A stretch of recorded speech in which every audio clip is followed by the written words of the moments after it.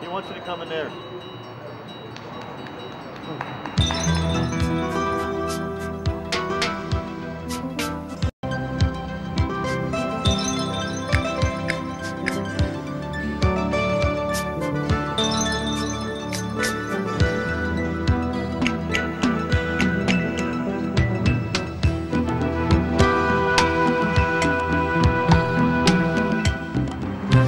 این آقا اسمش از اسکات فرانک، که فیلمبردارا و فیلمسازا، کارگردان، نویسنده خوب لس آنجلس یا هالیووده. الانم آماده اصفهان مشغول کاری هستم.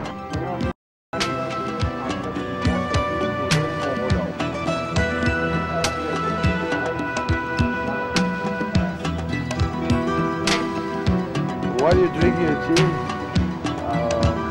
You are making a documentary here in Isfahan. What is that about? It's about the monotheistic religions, and specifically about the center that this is for.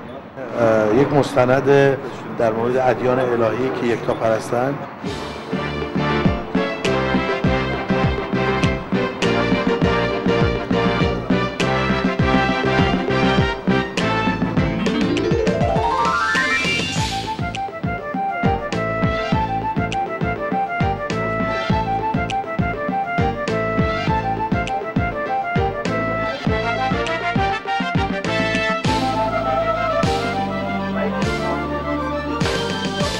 How do you like Isfahan?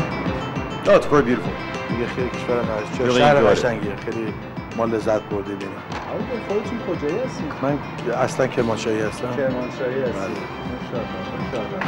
شما اسمتون چطوری؟ خیلی شهر زیبا، خیلی مردم خوب، خیلی هم جای چیزی روحانی و جای هنرمنداست دیگه. تمام عشق در اینجا جمع شده.